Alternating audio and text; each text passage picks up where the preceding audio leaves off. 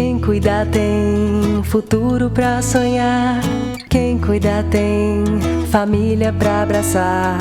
Quem cuida tem muito mais pra viver e ser feliz. Quem cuida tem Seguros Unimed. Vida, responsabilidade civil e previdência privada para você cuidar do que mais importa. Saiba mais em segurosunimed.com.br. Seguros Unimed. Cuidar para transformar. Olá, estamos aqui de volta com o nosso congresso da Longevidade Seguros Unimed. E hoje, para encerrar com chave de ouro, nós vamos ter um bate-papo delicioso aqui com personalidades queridas de todos nós. E para começar, eu tenho o prazer de ter aqui, ao meu lado, aqui no estúdio, ao vivo, ele que é ator, comunicador, escritor, cineasta, diretor de cinema, apresentador, dramaturgo, roteirista, diretor teatral. Não dá para falar tudo que ele faz, porque a gente não ia ter tempo para contar aqui. Ele é conhecido, entre outros trabalhos, por interpretar o Caco Antibes no sitcom Sai de Baixo, por apresentar vídeo show há mais de 15 anos, carnavalesco das escolas de samba do Império da Tijuca, da Rocinha.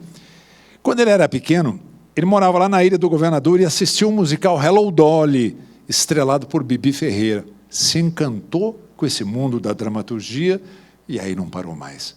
Entrou na televisão em 82, no programa Caso Verdade. Logo depois, fez sua primeira novela, que foi Sol de Verão, do Manuel Carlos. É um artista, talvez, dos mais ativos no nosso país, no teatro, na televisão, nos palcos, musicais nacionais, nos musicais da Broadway, que ele costuma trazer para cá. Ele atuou no grande sucesso Loiro Alto, Solteiro, Procura. Escreveu também A Partilha, um grande sucesso que ele escreveu e que teve também versão para o cinema com Daniel Filho. Portanto, é com muito prazer, com muita alegria, que eu chamo aqui agora meu próximo convidado, Miguel Falabella. Querido amigo. Que alegria, muito obrigado. Uma cotoveladinha. Opa, vamos lá. Que alegria, um prazer é meu estar aqui. Gostei do convite e gosto da coisa de podermos trocar assim, estarmos ao vivo. Não é bom? É bom, Eu prefiro. Acho que mantendo-se a segurança, eu acho mais interessante. E principalmente nesse momento, já é bom normalmente. Agora, no momento do distanciamento social, mais ainda. Poder ver os amigos, né? Poder sair de casa um pouco, né? Porque eu estou muito quarentenado, estou muito dentro de casa, escrevendo, mas... Sabe que eu não posso imaginar você quarentenado? Pois é, mas eu estou. Com a vida que você tem, isso não tem te perturbado um pouco, não? Você sabe que foi muito interessante, Odilon, porque eu comecei essa pandemia de uma maneira... Eu comecei muito assustado e muito paralisado. Eu falei, bom, as coisas perderam um pouco sentido para mim. Eu falei, bom, eu não consigo produzir, eu não consigo trabalhar, eu não consigo sair de casa, não posso, é perigoso. E aí, aos poucos, as coisas foram voltando ao lugar, foram caindo no seu lugar. Eu vi que eu realmente precisaria ficar um longo tempo. E aí eu falei, eu estou sempre me queixando que há tanta coisa que eu ainda quero escrever, tanta coisa que eu quero criar, e eu não tenho tempo, né? Porque o meu tempo é muito escasso. Eu, então, falei, Achou o tempo. É no mínimo um desrespeito comigo mesmo, se eu desperdiçar esse tempo que a vida está me dando. Então, passou a ser uma quarentena muito produtiva. Eu acordo muito cedo, eu acordo todo dia às 6 horas da manhã. Que bacana. Eu sou muito disciplinado, eu sempre fui muito disciplinado. Eu, inclusive, eu brinco, eu digo que eu tenho a receita do sucesso. E um dos ingredientes da minha receita do sucesso é a disciplina. Então, eu acordo todos os dias às 6 da manhã, eu faço ginástica muito cedo. Se você não fosse disciplinado, você não conseguiria dar conta de tudo isso. Com certeza. E aí, depois, eu sento para trabalhar, para escrever. Ótimo, a gente vai voltar a falar sobre isso já já. Eu quero agora apresentar... Nossa Senhora, agora está longe. Agora eu vou chegar mais pertinho aqui, porque eu quero apresentar... Ele é um amigo seu também, viu? Ator, poeta, escritor, É o Ari Fontoura, que todo mundo já esteve aqui com ele ontem, nasceu em Curitiba, no Paraná, um ator maravilhoso, um dos mais queridos do país, sempre muito requisitado, aliás, não para de trabalhar nunca, é impressionante, né, Mas Miguel? ele é um gênio. E, atualmente, ele se transformou num fenômeno da mídia, com as suas postagens muito bem-humoradas. É com muito prazer que eu chamo aqui de volta Ari Fontoura. Ei, Ari, cadê querido? Você? Está pela metade, Ari. Você só está a metade aparecendo. Preciso ver você inteiro. Cadê você? Sim. Melhora? Não, você tem que entrar mais para o centro. Mais para o lado, Ari. Mais para o teu lado. Aí. Agora eu te vejo inteiro. Tá certo. Você está vendo o Miguel aqui também? Estou vendo o Miguel em todo o tamanho da tela. Pode crer. Gente, boa tarde. É um prazer estar de volta aqui com vocês, doutor Gonçalo, Miguel, você, Odilon, todo mundo. Vamos para a gente conversar, bater um papinho legal. Já que você falou do Gonzalo, vamos chamar o Gonzalo então. Ele é médico sanitarista, atuou como secretário municipal de saúde de São Paulo, secretário nacional de vigilância sanitária do Ministério da Saúde, diretor e presidente da Agência Nacional de Vigilância Sanitária, Anvisa. Ele é professor, assistente da Faculdade de Saúde Pública da USP desde 1988. Faz tempo, viu? Com muito prazer que eu chamo aqui. Ele também é ator, viu? Vocês vão ver logo. Gonzalo Vecina, que prazer em recebê-lo aqui. O prazer é meu e a honra de estar junto com vocês, as estrelas admiradas. Muito obrigado. Olha, gente, eu quero dizer para vocês o seguinte, esse papo aqui vai ser um papo... Nós chamamos ele de talk show, porque vai ser um papo relaxado. Todo mundo pode conversar com todo mundo, perguntar para todo mundo. Miguel, você é co-host. Você vai me ajudar aqui na condução. Pode Miguel, deixar. apresentador de televisão durante anos também, então você tem experiência para burro. Mas o papo é bem relaxado, a gente pode saber perguntar o que quiser de cada um aqui. Deixo com você para começar aí. Ari, você é disciplinado, tem uma coisa que eu gostaria de saber. Você é uma pessoa disciplinada? Sou, e o que está me salvando nessa epidemia toda é a minha disciplina. Olha, desde há muito tempo eu senti que a nossa profissão requeria que você fosse disciplinado. Na TV Globo eu sempre digo, o que eu mais aprendi nesses 50 e tantos anos que lá estou foi a disciplina, disciplinar no meu horário, chegar no horário, não fazer os colegas esperarem, essas coisas todas, né? Cumprir os horários que devem ser, vir para casa para decorar, manter horário para minha vida pessoal, enfim, fazer um mapinha. Sempre fui muito disciplinado, não somente no trabalho, como na vida, no sentido geral. Talvez seja uma descendência inglesa que eu tenho. Não é exobismo não, mas o meu pai era filho de ingleses, então as coisas na minha casa eram todas marcadinhas, a 1 hora tal coisa, 2 horas tal coisa, etc e tal, e eu desde criança fui me habituando, e depois eu sinto que isso me ajudou bastante. Gonzalo, você, para a vida de um médico, eu imagino que a disciplina também seja uma questão muito importante. É importante, fundamental, né? Mas eu sou um médico que trabalha com saúde pública e gestão de serviços de saúde. Então, a disciplina é vital, porque nós temos que trabalhar com recursos e falta recursos na saúde. Então, a gente tem que conseguir economizar e multiplicar aqueles recursos que nós temos. E sem método, sem disciplina, esqueça. Não é possível fazer isso. Então, faz parte da minha vida. No começo da epidemia, eu fiquei meio assim, perdido. Mas rapidamente me encontrei e agora estamos muito disciplinados. Muito bem. Miguel, fala uma coisa. Você falou que tem essa disciplina, que você sempre foi assim, e agora dá para entender por que você conseguiu realizar tanto na tua vida, né? Porque eu acho que são vários fatores, Odilon. Acho que são várias coisas que eu venho melhorando ao longo dos anos, né? Porque eu acho que a gente tem que melhorar. A única constância do universo é a mudança, né? Se você não muda, se você não se aprimora, você morre na praia. Então, eu venho tentando aprimorar algumas coisas que eu acho, pontos que eu acho básicos para a sobrevivência e para a longevidade, já que estamos falando disso. Uma delas, principal, na minha opinião, é o agendamento do seu tempo, é a preparação, é de que maneira você organiza o seu tempo. Você sabe que uma das últimas vezes que eu estive com a grande Bibi Ferreira, eu fui vê-la num show, pouco antes dela morrer, ela ainda estava no palco, e ela fazia, acredito que um show por semana, não me lembro, muito emocionante, né? Sempre uma beleza.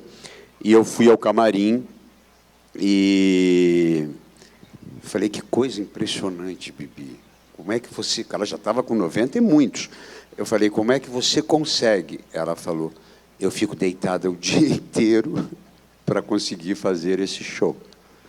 Eu preciso organizar e dividir a minha energia, que não é muita, ao longo do dia. Então, eu acho que conforme a gente vai envelhecendo, é claro que a nossa energia, o ímpeto é o mesmo. O meu ímpeto... O Rony Von falou isso agora há pouco aqui, que o ser humano, o pai dele dizia para ele, todo ser humano tem a idade mental de 25 anos. E é verdade. É o corpo, só que não entendeu isso ainda. O ímpeto é o mesmo. Eu tenho o mesmo ímpeto da criação, não é? O mesmo ímpeto de sentar de manhã e escrever e sonhar e pensar em... Porque quando eu escrevo eu já vejo os meus colegas dizendo aquele texto, mas obviamente que você fica mais cansado, né? Tem uma dor, como diz o meu médico, se você não tem nenhuma dor, você está morto, né? A máquina reclama. Reclama. Então, eu acho que organizar o seu tempo, dividir a sua energia, é fundamental para você levar a cabo as coisas que você ainda deseja fazer. É verdade isso, Ari? Você que está com uma atividade intensíssima, demais, né? Você não para. Você é disciplinado nessa tua nova fase aí de influenciador digital? Sou. Para o corpo não sofrer muito? O corpo sofre em termos. Quando sofre, a gente dá uma paradinha, né? Porque daí já é hora de dormir. Mas eu fico pensando, nesse tempo todo, eu estou há 200 e tantos dias, praticamente, dentro de casa, né? Ultimamente, essa flexibilização me propiciou a ida ao supermercado, a dar uma volta de carro, enfim, coisas assim rápidas que venho correndo para casa. Se eu não fosse uma pessoa disciplinada, eu não conseguiria permanecer esse tempo todo que eu permaneci. Eu fiquei 200 dias praticamente dentro de um apartamento de sala e quarto em São Paulo. Foi exatamente quando começou. Começou isso para mim no dia 17 de março. Eu digo, o jeito, é o que eu tenho que fazer. Fiquei apavorado exatamente como o Miguel ficou, porque diante de uma coisa nova, a gente sempre tem recurso, eu vou por aqui, eu vou por ali, etc. Esse é o tipo de coisa que não se tem recurso algum para enfrentar. Eu digo, a gente vai ter que aguardar isso tudo. Então, noites mal dormidas, um certo desespero, e o pensamento, desapareceu toda a minha possibilidade de organização que eu anteriormente tinha. Eu digo, agora o que é que eu vou fazer, meu Deus do céu? Foi quando, então, eu pensei, eu vou encher minha cabeça, porque se ela ficar vazia, o diabo vai se divertir. Então, a primeira coisa é isso, foi isso que eu fiz. Eu transformei 24 horas em 48. E passei a fazer tudo aquilo que realmente anteriormente eu me queixava pelo excesso de trabalho e por estar constantemente na rua. Digo, meu Deus, quando é que eu vou ficar um tempo em casa? Eu digo, poxa, mas agora eu tenho todo o tempo do mundo dentro da minha casa. Então eu vou fazer uma reflexão sobre tudo o que está me fazendo falta. Comecei a estudar uma série de coisas que eu havia esquecido e passei a ter eu fiz um organogramazinho assim e a segui-lo com rigidez. E foi isso que eu também apliquei dentro da minha página, a página do Instagram, que vai indo muito bem. Que, aliás, vamos até pedir para o diretor botar aí, @Ari Fontoura, Ari com Y, Ari Fontoura, que ele já está com mais de 2 milhões de seguidores, minha gente. É impressionante. Sabia disso, Gonzalo? Não sabia, eu tenho uma pagininha no Instagram com 2.000 seguidores só, mas chego lá devagarinho. Para médico tá bom, não tá? Mas eu acho genial isso que o Ari faz, né? Essa coisa da gente usar, por exemplo, eu uso a minha página no Instagram para dizer poesia, para recuperar a língua portuguesa, para que as pessoas façam uma ginástica mental, para que as pessoas voltem a se emocionar com a nossa língua, com a nossa civilização, com a nossa cultura. E, aliás, está passando ali também, @MiguelFalabella_Real, é o endereço do Miguel. Diga. Então, eu acho que é bacana, isso é lindo que o Ari faz, né? De trazer para a nossa geração, para uma geração mais velha, essas ferramentas de hoje em dia da informática, porque e o Ari é de uma juventude maravilhosa, né? É divertidíssimo. Então, eu acho que a gente tem que usar as redes sociais de uma maneira muito positiva hoje em dia no país. E você, como médico, Gonzalo, como é que você tem visto esse movimento das mídias sociais? Para vocês, isso, de uma certa forma, ajuda também, mais no ponto de vista relacionamento pessoal. E quanto a esse tema da disciplina que nós vimos falando aqui, você comentou, mas, assim, essa reinvenção do médico mais velho também. Como é que fica essa questão na profissão? Nós estamos aqui entre atores, artistas, mas e na medicina, como é que fica isso? Primeiro, a disciplina é um componente fundamental, mas tem um outro componente que parece que é antípoda a esse, é contrário a esse, que é o da autonomia. Todos nós temos que ter autonomia e disciplina. A disciplina é filha dileta da autonomia. Se não tivermos autonomia, não vamos decidir sobre os caminhos que nós temos que decidir. E essa é a questão. E aqui as mídias sociais fazem um papel fundamental. E podem ser um desastre também. As mídias sociais permitem que nós nos apossemos de conhecimentos que nós não temos. E precisamos tomar cuidado para não nos apossarmos de conhecimentos falsos, porque está cheio de conhecimento falso. Principalmente então, agora na época da pandemia, né? Esse viver é sempre um viver no fio de navalha. E temos que viver nesse fio de navalha, sabendo o que queremos. O que nós queremos? Ser mais felizes, ser mais tranquilos, nos realizarmos mais e ter mais saúde. Mas para isso temos que fazer, ter autonomia para fazer. Ok, o Gonzalo, acho que opa, voltou. Obrigado. Você tinha dado uma travadinha aí. Uma pipocada. Autonomia. Muito bem. Miguel, você tem uma carreira de sucesso, conhecida pelo Brasil inteiro. Mas na carreira de artista também tem fracasso, não tem? Muitos. Como é que você lidou com fracassos e como que teve algum assim muito interessante que inclusive te ajudou a repensar? Alguns. Eu tive alguns insucessos, mas eu sempre gostei do Osho, do Bhagwan Rajneesh. Filosoficamente, eu nunca fui um seguidor, mas sempre li e sempre gostei das palavras do Osho, que é um líder espiritual indiano, o Bhagwan Shree Rajneesh, Osho. E num dos livros dele, ele diz isso, ele diz: o segredo é realmente entender-se que não há sucesso, não há fracasso, há acontecimentos. E em todos os acontecimentos você vai aprender alguma coisa.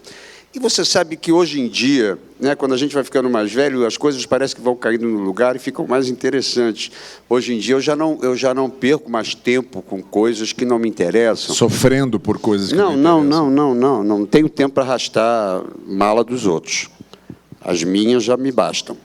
Não tenho, vai ficar na esteira. Se não for minha, não se preocupe que eu não vou carregá-la. Então, eu aprendi muito com alguns insucessos que eu tive na vida. Me diverti muito. Eu conto uma história genial. Quando eu montei a primeira Noite de um Homem com a Vera Fischer, o cenógrafo me apresentou um cenário inacreditável. Naquela época não se usava ainda coisa computadorizada. O cenário que ele me apresentou mexia, vinha, saía, subia. Eu falei, nossa senhora, só parece Broadway isso.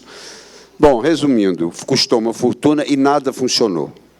Nada funcionou. Foi uma loucura. Quando estreamos, a plateia começou a rir no meio, porque as coisas não entravam, não saíam, os atores começaram a ficar vendidos em cena. Eu, então, falei, bom, não posso entrar em desespero, eu não posso me permitir entrar em desespero. Então, eu aprendi uma grande coisa aí nesse dia, adaptabilidade. Eu acho que essa é uma palavra para os nossos tempos, né? A gente precisa se adaptar a um novo tempo. Eu me lembro que eu falei para ele, não se preocupe, não vai funcionar. E eu não vou correr o risco de amanhã ter uma plateia lotada, porque os ingressos já estavam vendidos, e eu passar um segundo vexame. Você vai colocar esse cenário inteiro em cima de rodas de mala, essas rodas maravilhosas, e o elenco elegantemente vai empurrar o cenário para lá. O próprio elenco, mandei a Vera para casa e reensaiei com o elenco. E, enfim, eu acho que a adaptabilidade é um dos ingredientes fundamentais para se sobreviver ao mundo que virá. Porque não se iludam, não é? Temos que desaprender. Tudo aquilo que nós conhecemos. É uma época de desaprender para aprender novos conceitos, novos aprendizados. Adaptabilidade e, vamos acrescentar, flexibilidade, seria mais ou menos por aí, né? Você ser flexível como o bambu, né? Você verga, mas não quebra. É como dizem os japoneses, caia 7 vezes e levante-se 8. E Ari, essa flexibilidade você te ajudou na tua vida para você encarar momentos assim também de contrariedades na carreira? Eu falei fracasso, ele falou insucesso, a gente pode falar dificuldades na carreira? Muitas. Que a gente não pode imaginar, a gente fica pensando, acha não, que na vida desses atores famosos é só alegria, né? É só festa, né? Mas tem um outro ladinho também que perturba de vez em quando, né? A minha vida foi sempre muito tumultuada, porque somente eu queria isso para mim. As pessoas todas se negavam a uma primeira oportunidade e tudo mais. Também morava numa cidade menor, na época que eu comecei a fazer teatro, e foi aos 15 anos, era Curitiba. Curitiba era uma cidade que tinha 200 e poucos mil habitantes somente. Não havia uma escola de teatro para começar, para trabalhar, coisa que eu realmente desesperadamente queria. Por imposição da minha família, fui obrigado a fazer um curso superior, que me valeu muito, mas que não serviu para nada, porque eu abandonei, que foi o curso de Direito, e continuei com teatro. E verdadeiramente me profissionalizei quando cheguei no Rio, em 64, quando conheci praticamente todos os amigos, conheci Miguel, conheci uma porção de gente. E tive oportunidade nesse trajeto de conhecer fracassos e sucessos também. Uma coisa é decorrente da outra. De repente você acredita que uma peça vai ser uma loucura, que vai ser um estouro, que o público vai se permitir a ver, etc. Quando você vê, é o dia da estreia, com os convidados, com os atores que sempre vão, porque o espetáculo é para eles também, e depois no segundo dia não tem ninguém, e assim vai. E depois, então, o que fazer? Ensaiar outra peça e fazer outra peça. É muito difícil. Nós vivemos à disposição do público, não? Se o público está disposto a isso, está disposto àquilo. Como eu sempre fiz comédia e sempre tive o meu humor muito acentuado, eu digo, sem humor a minha vida não vai poder ser tocada. Eu aprimorei muito o meu humor e comecei a ver isso de uma forma razoável e definitiva. Realmente a gente não pode ser só bem sucedido em tudo na vida, né? E você também tem que conhecer o lado ruim das coisas, a vaia e o aplauso. Eu conheci isso, graças a Deus, e ainda conheço. E o humor ajuda, né? O amor ajuda a gente passar por essas situações. Graças ao humor, eu tenho esses 2 milhões de seguidores na minha página, porque eu resolvi colocar para eles aquilo que eu sei fazer, que é comédia, brincar com a vida, debochar das coisas, transformar uma tragédia numa comédia, enfim, e escrever com eles a página. E o povo todo escreve comigo, é uma maravilha. E nós estamos nos divertindo e estamos passando esse tempo. É uma bela de uma tapiação, entendeu? E assim a gente faz com que o tempo passe e não que o tempo se estabeleça na gente. Muito bom. Tá bom? Definitivamente. E daí as coisas vão. Muito bem. Gonzalo, na medicina, a gente sempre fala que durante a vida da gente, a gente faz reserva financeira para o futuro, para a maturidade. Mas por que a gente não faz, ou não fomos educados para fazer reserva de saúde para o futuro? Em parte é por falta de conhecimento, né? Porque essa questão de você, por exemplo, se alimentar de maneira adequada é um aprendizado, não vem do nada, né? E nós temos que aprender. Agora nós estamos falando muito, por exemplo, em alimentos superprocessados, ultraprocessados, que são esses alimentos que têm muitos elementos estranhos à nossa alimentação, são os produtos industrializados. Não dá para viver sem produto industrializado. O produto industrializado, ele aumenta a vida útil dos alimentos. Agora, por outro lado, nós também temos que regular um pouco, porque não dá para estar comendo como nós estamos comendo, muito açúcar, muito sal, muita gordura, isso engorda. E a gordura hoje é uma epidemia, pior que o Covid aí, né? 60% da população brasileira é obesa ou tem sobrepeso. E a obesidade faz parte de todo tipo de morte hoje. Nós sabemos, é um processo inflamatório, é um negócio. A Covid mata mais gordos do que quaisquer outros. Então, ganhar esse capital, essa coisa que o Miguel estava falando, que o Ali estava falando, que eles economizam saúde, que a Dercy sabia fazer lá, a Bibi sabia fazer, é uma coisa que se aprende, não é uma coisa que vem do nada. Então, fazer promoção à saúde tem basicamente 2 componentes. Um componente é o conhecimento e o outro componente é a vontade. Eu costumo brincar, eu falo assim, o melhor remédio que existe é o espelho. Quem se gosta, vive melhor. Quem não se gosta, não se cuida. Então temos que aprender a nos cuidar. E aí tem essas 2 coisas. A vontade, que vem da autonomia, que vem da disciplina, né? E o conhecimento, que vem de ter acesso a essas informações que melhoram a nossa vida. Hoje tem bastante informação para melhorar a nossa vida. Mas isso não é uma coisa que faz tempo que existe. Em 1986, nós tivemos o primeiro Congresso Mundial de Promoção da Saúde. Devíamos estar fazendo o 60º Congresso Mundial de Cardiologia. Agora, de promoção da saúde, era o primeiro. Então, nós estamos falando de uma coisa recente na vida do homem. Envelhecer não é uma coisa que nós sempre fizemos. É muito recente. A medicina preventiva, que hoje é muito mais evidente, a necessidade dela é muito mais importante, a prevenção, né, do que qualquer coisa na medicina, né? Tudo é importante. Agora, a prevenção nós não estávamos fazendo. E, por isso, essa questão da prevenção hoje, ela está ocupando um outro espaço. Nós podemos ganhar muitos anos de vida se nós tivermos uma atitude mais positiva com o nosso viver, com as nossas forças, com a nossa vontade, com o que existe de conhecimento para ter uma vida mais regada. Então, agora, a prevenção pode ser considerada essa reserva de saúde, aquilo que a gente reserva para a nossa maturidade? Com certeza pode ser, né? Mas aí você tem que usar a sua autonomia para querer, né? O médico fala, olha, você tem que fazer exercício. Mas eu não consigo fazer exercício. Você tem que criar um jeito, como criaram aí o Ari e o Miguel, colocaram a vida deles num novo modelo. Mas quem fez isso? Foram eles que fizeram. Não foi o médico que fez por eles.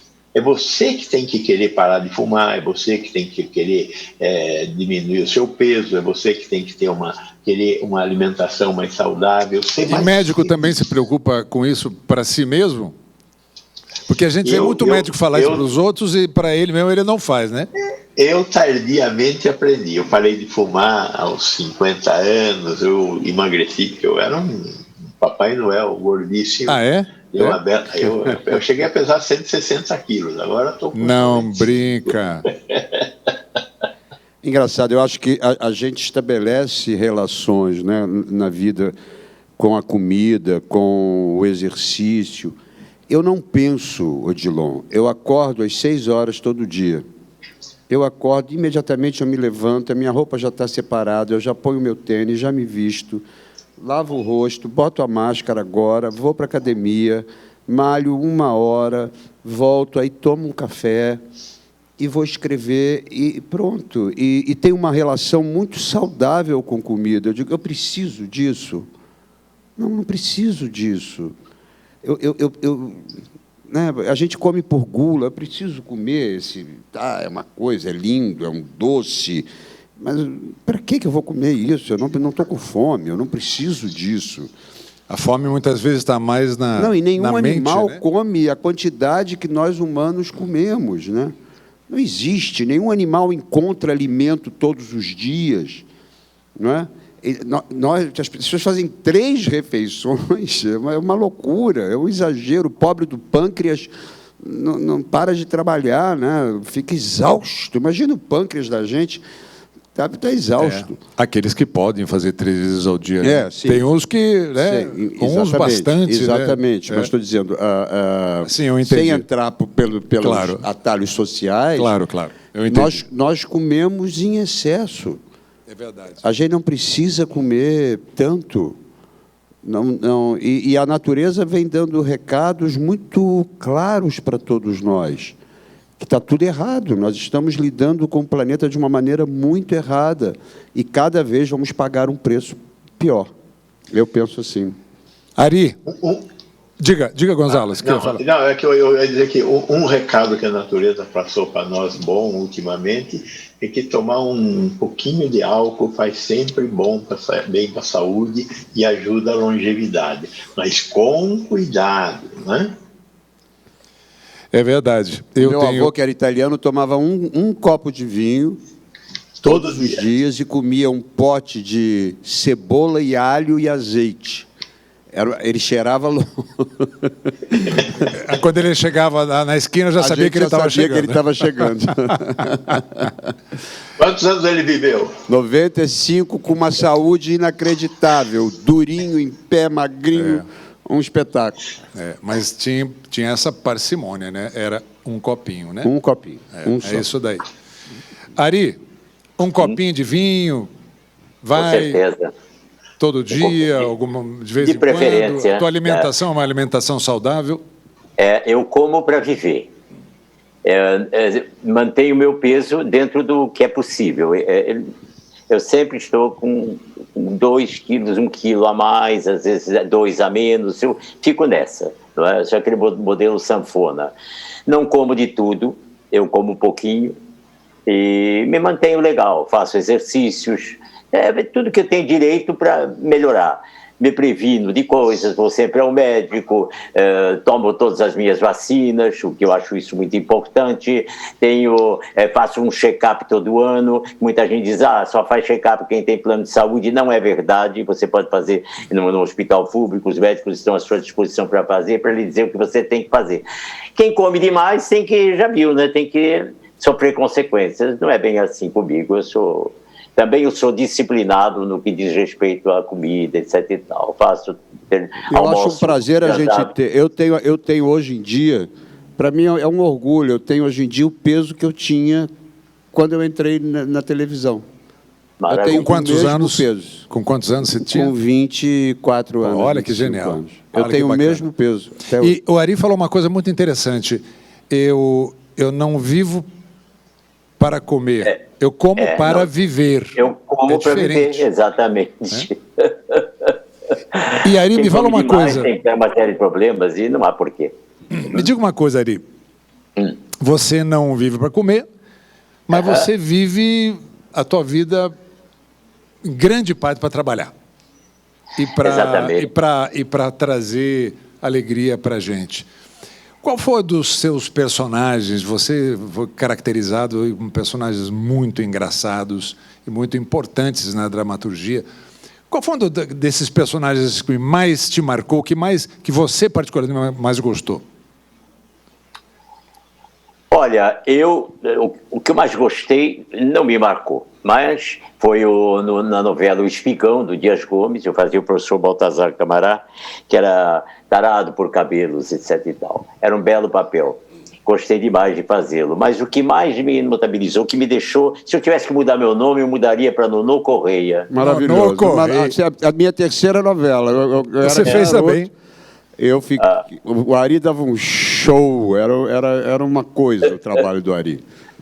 Eu gostava muito de fazer o papel muito interessante, eu me divertia demais, tinha um elenco maravilhoso, o Miguel estava no elenco, sabe muito bem, que a gente se divertiu muito. Muito em Teresópolis, conseguimos transformar... Teresópolis, nós conseguimos transformar a cidade em 6 meses. Fomos muito mal recebidos, porque os moradores achavam que a chegada da Globo ia mudar os hábitos, era uma cidade sossegada e tudo. E realmente aconteceu isso. Mudou mesmo, né?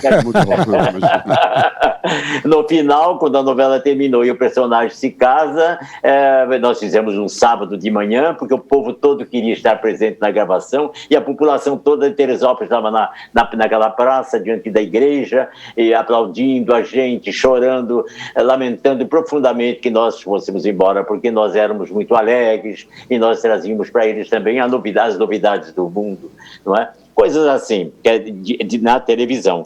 Então, eu trabalho desde 8 anos de idade. Eu tenho 87, então, há 79 anos eu trabalho. E eu sempre achei que o trabalho poderia ser o meu hobby. E realmente ele assim ficou. É a coisa que eu mais gosto de fazer, é trabalhar.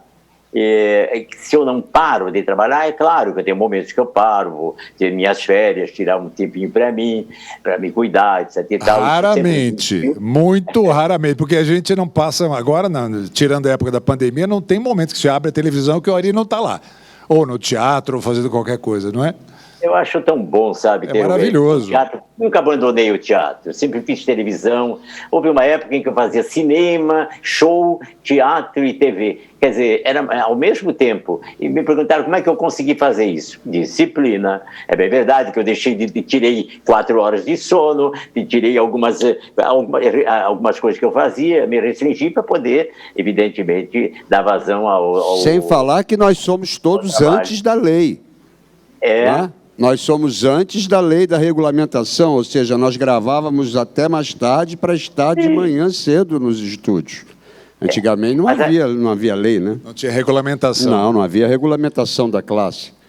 Mas, eu me lembro da Selva de Pedra gravar até 1 da manhã e estar às 10 da manhã de volta para gravar. Ontem eu comentava aqui, justamente quando o Ari estava, que essa é uma realidade o médico também é assim, né, Gonzalo? Trabalha, tem uma atividade intensíssima. Mas a gente trabalha, por exemplo, quando está na televisão, o dia inteiro, gravando, são jornadas de 8 horas hoje, antigamente eram maiores, mas quando você volta para casa, você não vai descansar, você tem que se preparar para o dia seguinte. Então, é um trabalho intensíssimo decorar para o dia seguinte e tal. E para você, Miguel, essa rotina e desses personagens maravilhosos que você criou, qual foi aquele que mais te ficou carinhoso aí no teu emocional? Eu acho que primeiro foi o Avancini, foi a primeira pessoa que me enxergou, o grande Walter Avancini, de quem eu tenho muita saudade. Era realmente um diretor muito especial e muito cuidadoso. O Avancini me viu num comercial de TV e me chamou para fazer o Miro da Selva de Pedra, e isso, obviamente... Selva de Pedra que eu fiz também, nós trabalhamos juntos. E mudou a minha vida. Isso transformou a minha vida, e o Avancini era muito rigoroso, né, no trabalho.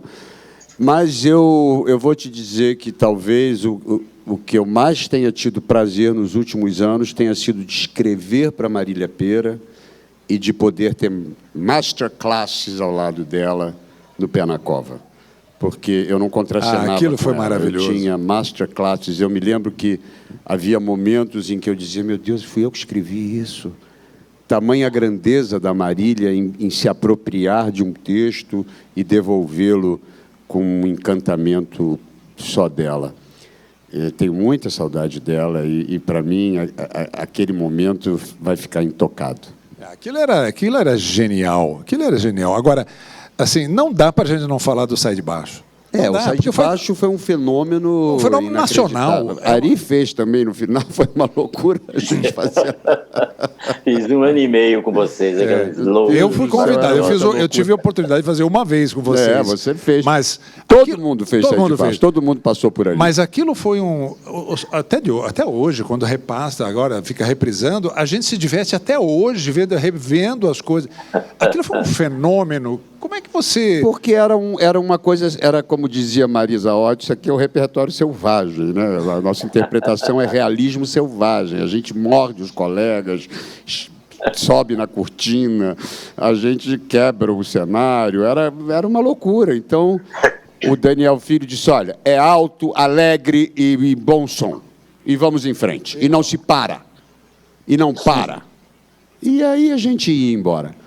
Não, era genial. Você chegou a ver e tomar conhecimento do Gonzalo, do Sai de Baixo? Médico dava tempo para ver televisão?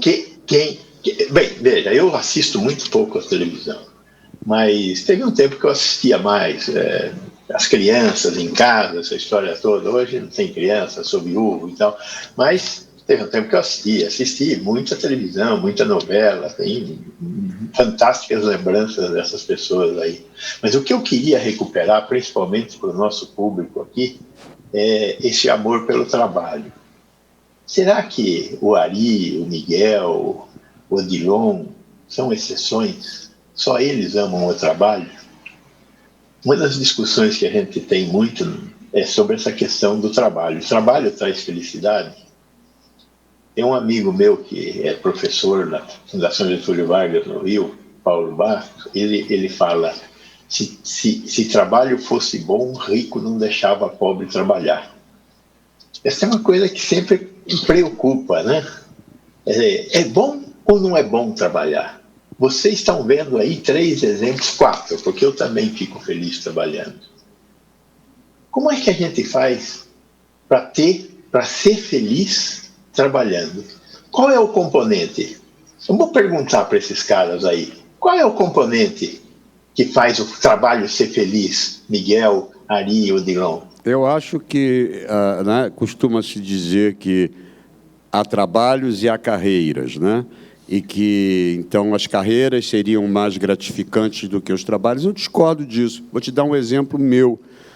Antes quando comecei a ter uma idade já, que meu pai falou, chega, corre atrás do seu, está na hora de você começar a virar gente, não vou te dar mais dinheiro, vai arrumar trabalho. Eu fui trabalhar numa concessionária, vendendo carros, e falei, bom, eu tenho que ter algum prazer nisso. Eu tenho que descobrir que eu posso ser bom nisso. Eu sabia que eu era ator, eu sabia para onde eu queria ir, eu sabia qual era o meu objetivo. Mas se era aquilo que estava se apresentando naquele momento, eu falei, eu vou fazer o meu melhor. E você sabe que não entrava uma pessoa na loja que não saísse com carro. É isso. O meu patrão me adorava, ele dizia, menino, é uma coisa impressionante, você vende Kombi para quem vem aqui comprar um Fusca. Era uma coisa impressionante, porque eu tinha muito prazer naquilo que eu fazia, em conversar com as pessoas, e obviamente, eu estava me exercitando, estava usando empatia, estava burilando o meu carisma, que anos depois eu usaria no palco. Que bonito, é isso, é uma coisa mais de então, personalidade, eu acho, por exemplo, né? Um grande exemplo, eu acho que é a dona Luísa, do Magazine Luiza, né, que era uma vendedora e que gostava tanto do que fazia, que virou o que virou. É isso, exatamente isso. E para você, Ari? Tudo que você faz na vida por amor não é sacrifício nenhum. Tá? O importante é você descobrir o que você realmente quer. Eu tive essa felicidade. Muito criança, eu já sabia que eu queria ser ator, que eu queria trabalhar, me envolver com teatro, com arte, cantar, essas coisas todas. E eu fui indo, e mesmo sozinho, mesmo sem estímulo, as pessoas achavam interessante, mas eu acho que isso aí não vai servir para nada, para os outros. Para mim, serviu a vida inteira. Eu sempre toquei a minha vida com muito amor. Não me sinto sacrificado, me sinto absolutamente feliz. E sem trabalho, seja ele de que espécie for, se eu não fosse ator, palavra que eu iria trabalhar em outro local e trabalharia com o mesmo afinco, sobretudo se eu gostasse. É preciso gostar. Quando você descobre o que você realmente quer, você é dono do mundo.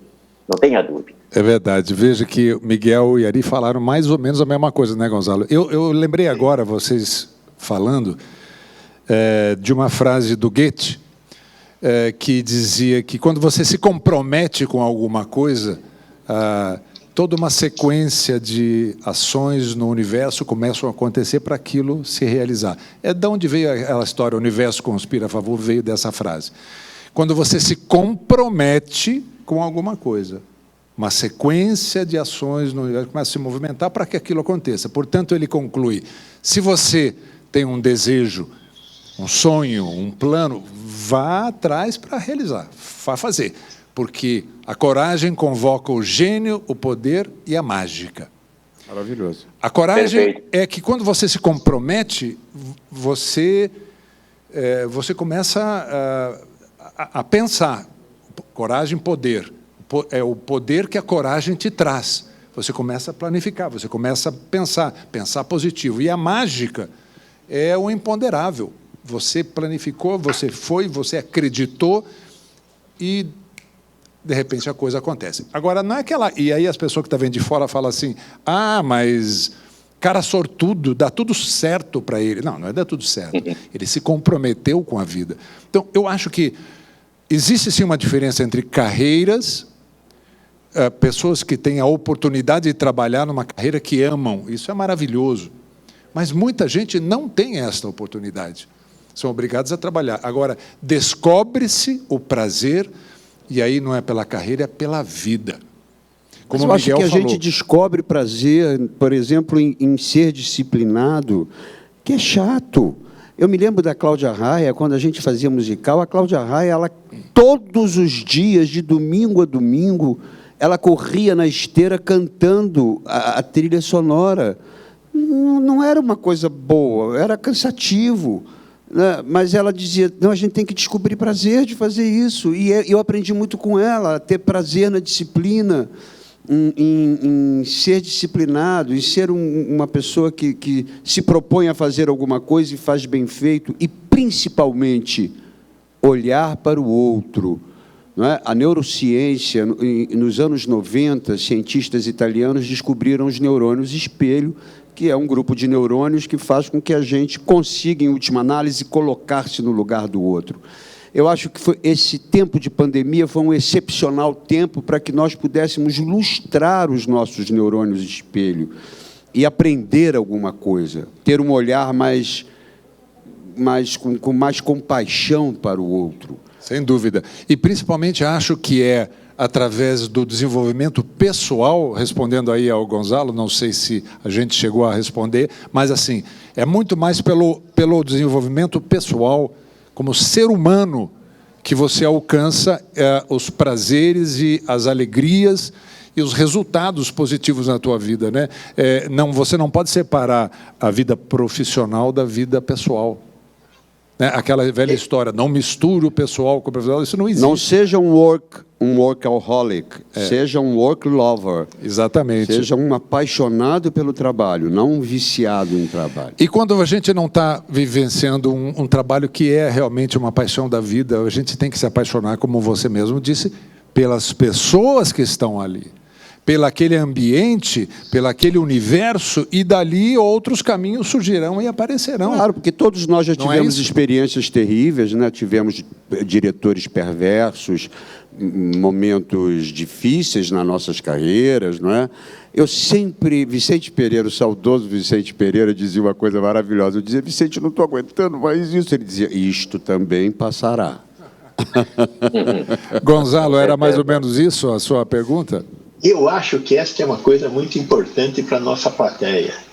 Um dos grandes problemas do envelhecer é, para que eu sirvo? O que eu vou fazer agora? Nós temos que envelhecer sabendo que nós servimos, que nós somos fundamentais, que nós temos que continuar, que nós somos importantes. Mas nós é que decidimos a nossa importância. Vocês estão vendo aqui um grupo de... Bom, eu sou velhinho, o Ari com certeza, os outros são mais... Como não? Todos aqui nós já somos... Todos já passamos dos 60. Silver, todos Silver, já passamos dos 60, que somos considerados idosos no Brasil. Como a nossa plateia então, também.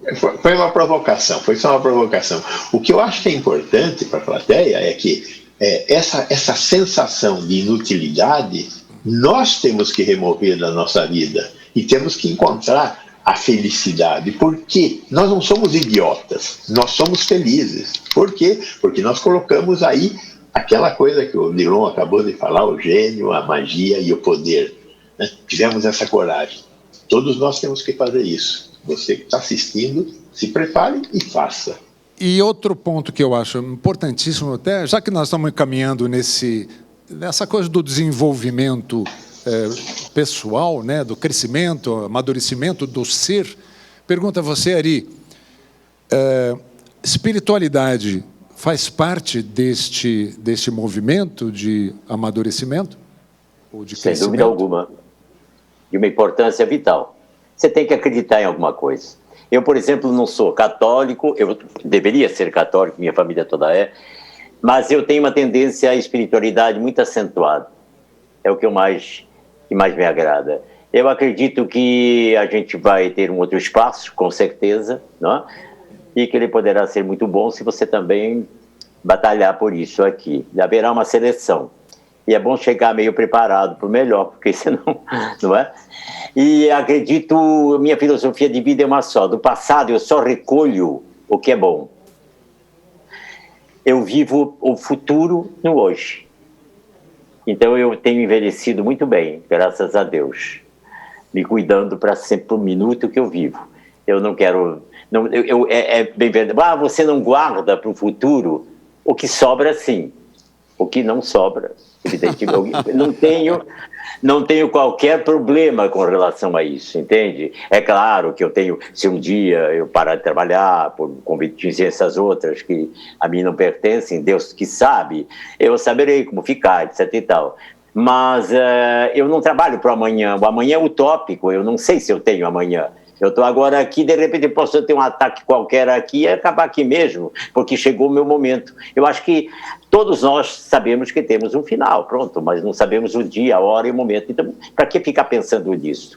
Hoje é importante, cada minuto a gente tem que viver, tem que espremer o relógio de uma maneira tal e viver com otimismo, pensando que o minuto seguinte será melhor ainda do que esse minuto que você tem, sabe? Esquecer as amarguras, que isso não, ninguém é caranguejo para olhar para trás, para andar para trás. Compreende? Essas são filosofias pequeninas, de bolso, coisas triviais, mas que, na síntese, vale muito. Mas não é nem um pouco trivial, nem um pouco trivial. Aliás, eu queria dizer justamente isso.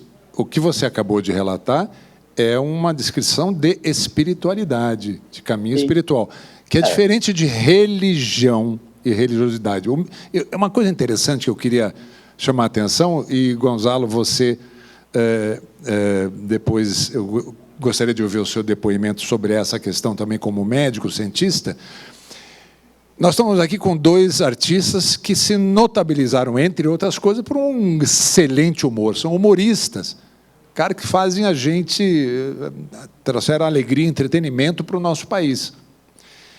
E, no entanto, são pessoas extremamente espiritualizadas. O Miguel, com toda... A gente vê o Miguel desse jeito dele, escrachado, tal, e ele é uma pessoa extremamente espiritualizada, e a gente sabe disso. Como é que esse caminho... E uma segunda pergunta dentro dessa, dizem que os comediantes, na vida real, são muito mais interiorizados, são muito mais introspectivos. Corresponde à verdade isso? Eu acho que a espiritualidade, quer dizer, eu como Ari também venho de uma família, né, Falabella, católica, italiana, mas não sou católico, mas sempre tive um sentimento de religiosidade muito forte em mim. E vim percebendo ao longo dos anos a estar atento, porque eu percebo cada vez mais, Odilon, que a vida vai nos dando recados. Eu passei uma coisa, há 2 anos atrás, eu tive uma experiência muito mágica. Eu estava em São Paulo, no meu apartamento, estava indo para o Rio, era Dia das Mães, domingo, Dia das Mães. E eu vim no carro, eu perdi minha mãe muito cedo, minha mãe biológica, perdi muito cedo, e eu vim no carro e pensando, eu não pude dar nada a ela, eu não pude proporcionar nada a ela, né? Eu não pude presenteá-la da maneira que eu gostaria, e, enfim. Cheguei em Congonhas, cheguei falei, e pensando assim, mãe, queria tanto poder te dar um presente maravilhoso. Quando eu cheguei, falei para a menina, meu amor, vem aqui, porque a menina não fez meu check-in, faz o meu check-in. Eu escuto a moça do lado falar assim, não, minha senhora, não é. Quando eu olho, tinha uma senhora com um saco com umas notas, umas moedas, uma senhora muito humilde, e com uma criança, um menino agitado no colo. Resumindo, a filha tinha falecido aqui em São Paulo, era viciada em crack, ela tinha vindo do interior de Sergipe para buscar o neto, que não a conhecia, e ela disse, eu não posso ficar 3 dias no ônibus com esse menino, ele não me conhece, eu não tenho ninguém, eu não sei como. Eu falei, é o presente da minha mãe. Olha aí que loucura, eu estou pensando nisso, e a minha mãe disse, está aí o presente que eu quero. Quer me presentear? Tá aí do pronto. Lado. Mande-a de volta, mande. Eu falei, claro, mas na mesma hora. Comprei a passagem, mandei que a companhia ficasse, né, a colocasse, porque ela não conhecia, e ela não sabia quem eu era. Ela não sabia nada, ela não sabia, ela não tinha a menor noção de quem eu era. Então, eu fico Isto atento. É religiosidade. Eu fico atento, porque a vida vai dando esses sinais, a vida vai te mandando esses sinais. E é tudo um ciclo, tudo se fecha, é a roda, não é? É isso aqui. Se você quiser, você pode sair dela e observá-la. Mas é muito interessante. Que bonita história. Essa é uma história que é bastante... ilustra bastante, inclusive, muitas passagens de livros sagrados, de diversos livros sagrados. É impressionante isso, porque a vida sempre nos coloca esse tipo de situação. Quando a gente se dirige se comporta. Ao alto, né, ao Criador, e dizendo assim... É a história do compromisso, é a história do Goethe. Quando você se compromete com alguma coisa. Eu quero dar o presente para minha mãe. Ah, quer? Está aqui. É isso. Está aí o presente para minha mãe. O Einstein dizia que o universo nunca diz não para a gente. Ele fala assim, você quer ser deprimido, triste, raivoso, infeliz? O universo fala, ok, pode ser. Agora, não, eu quero ser feliz, eu quero ser isso, eu pretendo aquilo, eu quero crescer. Ele fala, vamos embora, estou com você. Claro, é isso, né? Com certeza. Doutor Gonzalo, diz aí, como médico, e também quero o seu testemunho pessoal, espiritualidade é importante? Eu não tenho dúvida de que é importante. Eu sou um descendente de espanhol cético. Porém, eu não creio em bruxas, pero que las hay, las hay. Ah, las hay. Eu sou um temente, né? Como meu pai era um temente. Minha mãe era religiosíssima, católica, fervorosa, mas eu cresci temente e continuo temente. Experiências como essa que o Miguel relatou, tive muitas. Mas na medicina a gente tem mais chance de ter esse tipo de experiência, de fazer o bem de alguma forma, né? Eu tive a sorte de virar médico, e o médico tem muitas oportunidades desse tipo que o Miguel relatou aí. Mas queria lhe perguntar se, na sua prática médica, notou diferença na recuperação de pacientes que tinham fé ou eram otimistas, contrapondo aqueles que não eram e pessimistas. Qual era o resultado? Claro. A fé é fundamental na cura. Não tem como você se curar se você não acreditar. Você tem que acreditar no seu médico, você tem que acreditar na terapêutica. Se você não acreditar, não existe a cura. A fé, de fato, remove montanhas. Existem muitas experiências comprovando isso. Não tem nenhum segredo nisso. Isso é já bastante... Veja, por exemplo, a questão do efeito placebo, né?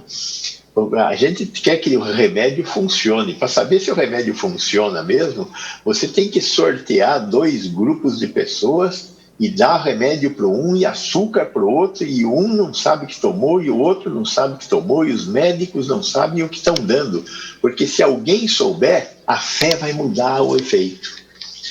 Em termos de medicamentos psiquiátricos, isso, né? Em termos de medicamentos psiquiátricos, o efeito pode chegar a ser responsável por mais de 70% de sucesso. Então, a fé muda as coisas mesmo. Então, a pessoa que acredita que ela vai sarar, ela já tem metade do caminho andado, né? Se tiver remédio, um pouco melhor. Mas a fé é fundamental. A religiosidade é um negócio fantástico. A gente está falando um pouco aí da medicina psicossomática, né? Soma, mente, psicomente, soma, corpo. Então, as energias da mente que podem se projetar para o corpo e fazê-lo adoecer. Por exemplo, todo mundo sabe que quem é muito ansioso, muito nervoso, tem problemas gástricos, né? A gente sabe. Fala assim, eu tenho uma úlcera nervosa. A gente fala assim, não, a úlcera não é nervosa, a nervosa é você. A úlcera é só uma consequência do seu nervosismo. Não é assim, doutor?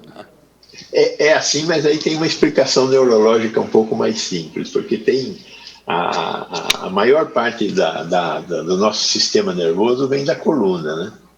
Mas tem um pequeno conjuntozinho de nervos que saem diretamente da cabeça e que descem para o nosso corpo. E tem um deles que tem o sugestivo nome de nervo vago, porque ele fica vagueando. E, entre outras coisas, ele irriga o estômago. Ele é uma ligação direta entre a cuca e o estômago. Por isso que a gente, quando fica nervoso, tem medo, tem, entre outras coisas, dor de estômago, diarreia, porque é o nervo vago ligando direto lá na cuca que a gente está sentindo. Entendeu? Mas assim tem outros fatores também que interferem em outros órgãos também. Claro. Né? Por isso que é importante que o médico olhe o paciente não como uma doença, olhe o paciente como um ser humano. Hoje isso está muito bem claro, né? Essa coisa da medicina psicossomática, essa coisa de olhar o indivíduo como um todo. O indivíduo não é uma doença, não é um doente, é uma pessoa e eu tenho que olhá-la de forma ampla para conseguir entender aquilo que está determinando aquela doença. E isso é importante para o indivíduo e isso é importante para a sociedade. Né? E é por isso que eu acho que o sistema de saúde da França funciona tanto, porque até hoje eles mantêm o médico de bairro. Quando você vai morar na França, você eu estudei lá, então você se registra na mairie, na prefeitura, e fala, olha, eu estou morando no endereço tal, tal, tal. Ele fala, então o seu médico é o Dr. Gonzalo, entendeu? Você ligue para ele. Para cada região tem um médico responsável. Para cada bairro, digamos, Jardins, né? Tem vários, tem 7, 8 médicos. Claro. E aí aquele médico te conhece, ele sabe quem você é, ele sabe quem é a sua vida, ele vai te tratando ao longo do tempo. É muito interessante. O SUS hoje está implantando isso, 60% da população brasileira tem acesso à saúde da família, que é o médico que cuida de mais ou menos 2.500, 3.000 pessoas. Maravilhoso. Isso muda tudo. Eu me lembro uma vez, quando era secretário de saúde do município, fui visitar uma favela aqui no Jardim Ângela. E estamos andando lá nas vielas da favela, de repente tinha lá uma casinha à venda, né? Vende-se esta casinha com estratégia da saúde da família. Ou seja, ter o médico da saúde da família valorizou a casinha do sujeito, entendeu? É incrível. Porque é isso que você falou, ter um médico que conhece você, conhece a sua família, sabe o que está acontecendo e o que precisa ser feito para ser melhor. Precisamos lutar pelo SUS, hein, minha gente? Isso. Vamos... Com certeza. Com certeza. Agora, queria mudar um pouquinho, dar uma viradinha aqui no nosso bate-papo. Queria saber um pouquinho, já que a gente falou sobre tecnologia, e aí eu mando por aí direto, a tecnologia ajuda a gente a envelhecer bem? Quais são os desafios de uma idade mais madura para a gente lidar com esse fenômeno da tecnologia de todas as formas, computador, mídias sociais, etc. e tal. E depois eu quero ouvir também do Dr. Gonzalo saber o que isso significa para o desenvolvimento cognitivo da pessoa mais velha. Ari, para você, qual foi a importância? Foi só uma questão de você aproveitar esse meio para realizar esse trabalho, mas isso também te estimulou mentalmente de outras formas? Sem dúvida. Eu sempre fui muito curioso e jamais desprezei as coisas novas. Isso jamais aconteceu. E fui indo, fui tocando. Quando surgiu o problema de TV, eu fui um dos primeiros a comprar. A telefonia celular, eu já tinha no que aconteceu. Eu sou ávido de conhecimento, assim, curioso. Curioso demais. É bem verdade que a gente tem uma série de dificuldades. Você não pode ser um absoluto conhecedor, porque as coisas estão mudando tanto, toda hora. Não dá tempo. Né? Mas dá para quebrar um galho legal, assim. Eu conheço bem, assim, um pouquinho de informática, coisas assim, mais triviais, assim, coisas necessárias para o andamento do meu trabalho e para conhecer, sei muito bem lidar com o celular, pago minhas contas através do banco, já não vou mais banco, através de aplicativos. Eu utilizo tudo que é moderno, porque me agrada também isto, sabe? E quando eu fiz o Bobo, o papel do Bobo no Rei Lear, eu guardei uma frase que, para sempre, né? A gente tem que envelhecer, era o que ele dizia para o Lear, a gente tem que envelhecer com sabedoria. Então você não pode desprezar nada que te instigue a conhecer, sabe? É importante. Eu sou assim, eu sou muito curioso, eu gosto de cada vez saber mais. Quando eu não sei das coisas, você sempre está me pegando ler, eu sempre leio muito, eu sempre sou... eu vou em busca do que é moderno, do que é de agora. É a minha filosofia do viver cada minuto. E você, Miguel? Eu acho fundamental. Eu acho que a tecnologia, não só dominá-la, mas aproveitá-la, por exemplo, eu me cerco de um campo vibracional muito positivo, porque eu acho que isso determina a minha saúde, determina a minha criação, escutar coisas boas, ouvir gente interessante, não é? Encontros com pessoas notáveis que a internet me proporciona hoje em dia. Eu posso visitar, eu posso ir a São Petersburgo e visitar, passar uma tarde no Hermitage, se eu quiser, entendeu? Vendo obras de arte, eu posso ver um concerto, eu posso... Né? Isso é genial. A internet te deu acesso, ela popularizou um tipo de coisa que antigamente a gente só tinha acesso quando viajava, quando tinha dinheiro para viajar. Hoje em dia, isso é que eu digo para as pessoas, não há desculpas. Se você quiser, você pode criar um campo vibracional melhor para você. Escute boa música, ouça uma boa poesia, veja coisas interessantes, coisas que te... Visite as tuas tradições de origem, né? Porque hoje é muito fácil, por exemplo, as pessoas mais velhas que têm restrição, meus antepassados na Portugal, Espanha, Itália. É só entrar... E você começa a visitar e descobrir todos os históricos disso, quer dizer, visitar teus antepassados. Né? Porque as pessoas têm uma tendência a tratar as pessoas mais velhas como se fossem incapazes. Não. Olha, faz assim, vai aqui, é fácil para apertar. Aprenda. Aprenda. Como é que é, gente? Não, mexe aqui, aprende e chega lá.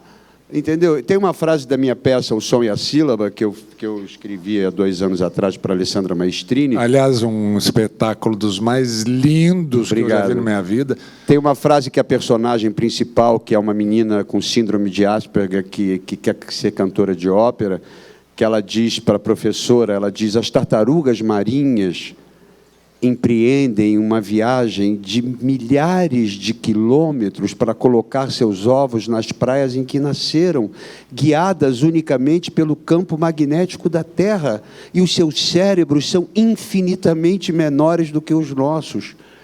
Então, eu acho assim, eu busco sempre exercitar o meu cérebro para ir além. Eu faço joguinhos, eu faço jogos de palavras, eu estou sempre me exercitando para não me permitir que a minha mente envelheça antes do tempo. Isso é fundamental. E nessa peça, a personagem que tinha síndrome de Asperger era uma moça que tinha uma dificuldade assim, de relacionamento, etc. e tal, mais retraída, um pouco diferente da gente, do chamado normal, mas tinha esse talento excepcional, cantava de uma maneira excepcional. Então, quantas vezes não encontramos pessoas que não precisam nem ter síndromes e nada, mas que têm essa dificuldade de ser aceita, dizer assim, não, isso não é para você. E a gente começa, então, o cuidado das palavras de nós para com os outros, né, daqueles que convivem conosco, né? A gente não está reprimindo, ao contrário, a gente pode tudo. É Odilon, só a gente começa a se curar quando a gente começa a admirar as diferenças. Minha avó dizia uma coisa linda, porque a minha mãe era professora da UFRJ e nós tínhamos muitos professores convidados em casa, quase todos com sotaque estrangeiros, e nós crianças rindo dos sotaques.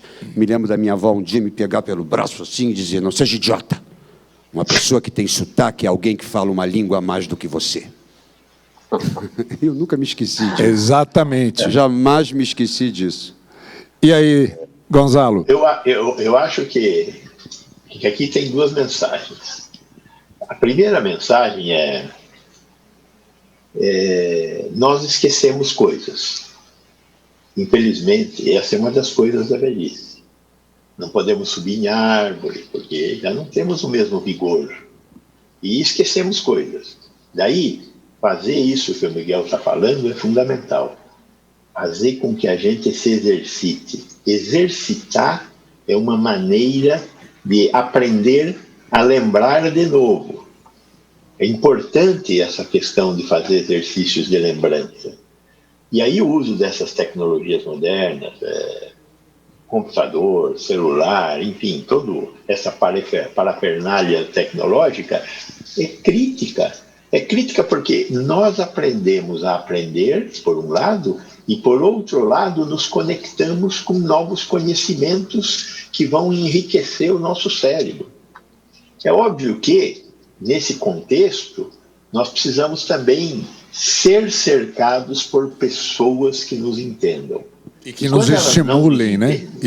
Elas nos estimulem, nos entendam, nos estimulem, e aí, se elas não são assim, nós temos que ter a paciência que a idade nos dá para ensiná-las. Essa é uma coisa importante. Crie o seu ambiente, né? Construa com os neurônios espelho dos outros o que os outros devem ver em você, como você também tem que ver neles, né? Então, essa coisa, viver em sociedade, é fundamental. E isso exige a capacidade de falar, de entender e de usar essas tecnologias que são transformadoras. A tecnologia é um bem do homem. Nós temos que aprender a usá-la porque ela melhora a nossa vida. Olha isso aí é o recado, Dr. Gonzalo Vecina, hein? Está falando para a gente aqui, não é só o que a gente acha, é um médico, é um cientista e tem plena convicção disso que está falando. Mas agora, olha, o papo está gostoso, não está? Nossa Senhora, está maravilhoso. Eu ficaria... Ó, a gente tem uma hora extra, vocês podem dar uma hora extra para a gente aqui? Não? Não vai dar, né? Que pena. A gente está chegando aqui meio no finalzinho, mas eu queria, antes da gente encerrar, para a gente encerrar de uma maneira mais engraçada, queria perguntar para vocês assim, uma situação de vida, Ari, uma situação de vida que você viveu que foi uma comédia. Um caso que aconteceu você que foi uma comédia, que foi se escrevesse e achar que não é verdade, foi inventado. Olha, preciso pensar numa coisa assim. Miguel, tem? Porque as comédias da vida, as comédias que a gente escreve são aquelas que a gente vivencia na vida, né?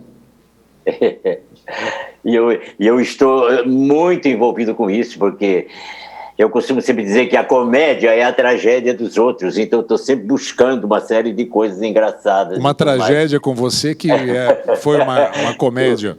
Comigo foi talvez eu fazia uma peça onde no final eu tinha que ficar completamente nu. Eu acho que eu fui o primeiro ator a fazer um nu. Primeiro nu brasileiro no palco. Ari Fontoura.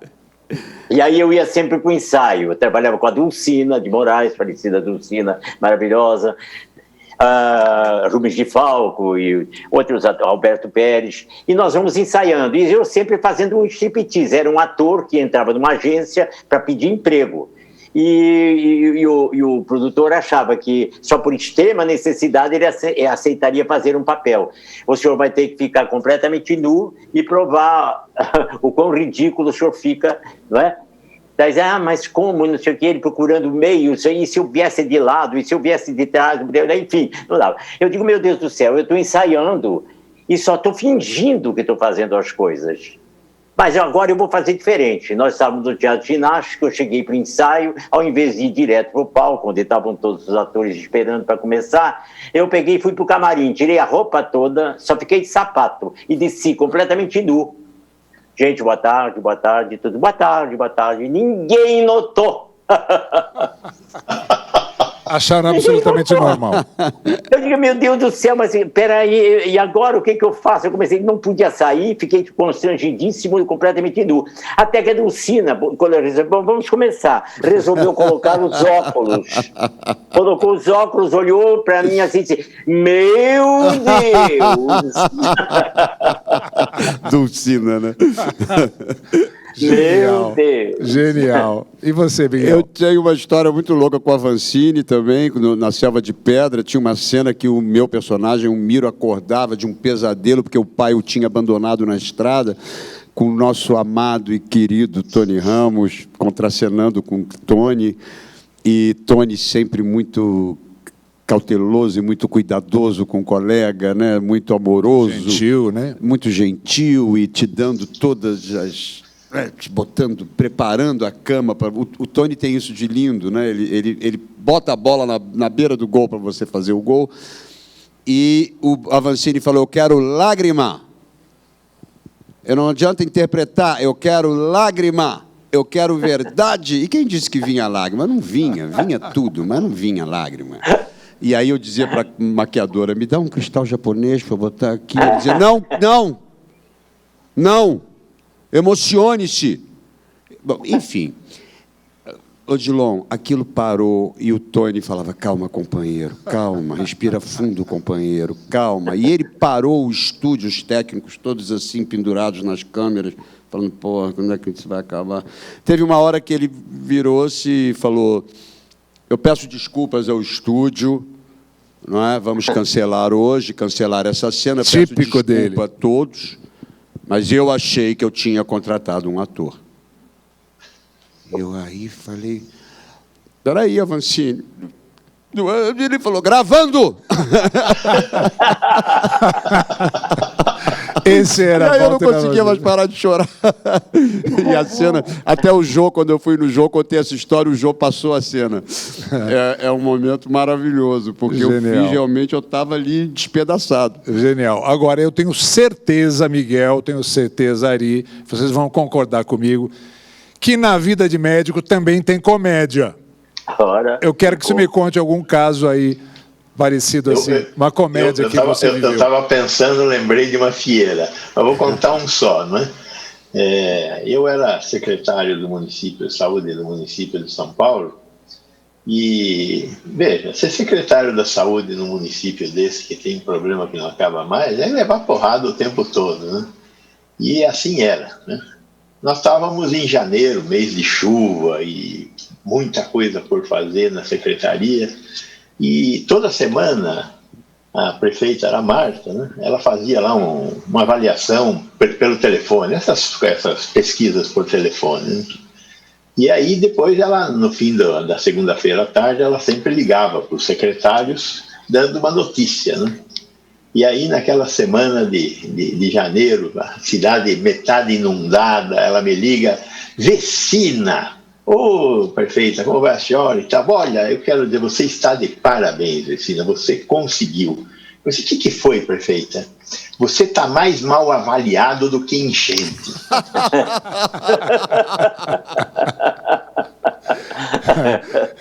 Então, olha que tem comédia em todo lugar, né? E a vida tem que ser assim, sem humor a gente não vai a lugar nenhum, né? O Vicente Pereira dizia uma coisa linda, ele dizia, não é que eu só gosto de comédia, mas ver um teatro lotado e não ouvir uma única gargalhada me parece um desperdício de vida.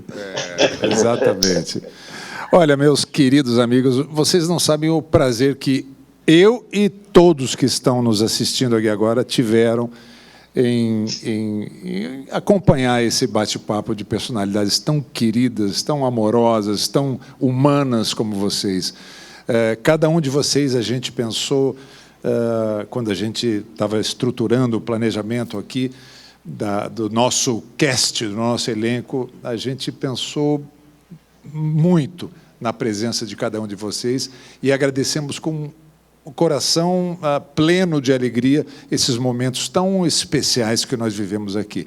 E, para a gente encerrar, eu queria deixar para cada um de vocês um momento final para vocês, suas palavras finais. Vou começar aqui pelo Dr. Gonzalo, por gentileza.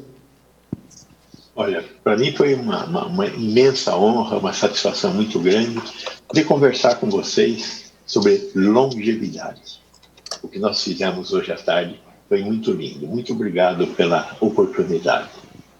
Nós que agradecemos essa companhia deliciosa por esses momentos que tivemos juntos aqui, Gonzalo. E até breve. Mas fique aí, não vai não. Ari Fontoura, meu querido, queridíssimo amigo Ari Fontoura. Foi um prazer. Eu vou tomar a liberdade de ler uma frase para vocês aqui, que é do livro O Último Voo do Flamingo, do Mia Couto. Somos madeira que apanhou chuva. Agora, molhadas, não acendemos nem damos sombra. Temos que secar a luz de um sol que ainda há. E esse sol só pode nascer dentro de nós. Eu achei isso muito bonito, condizente para o momento que vivemos, desse isolamento que estamos sentindo.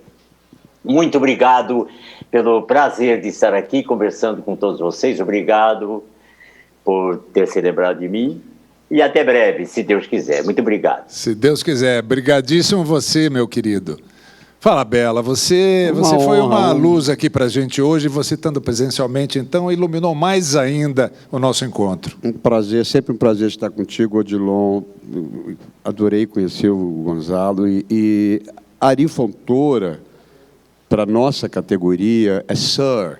Sir Ari Fontoura. Exatamente. Mas é uma referência,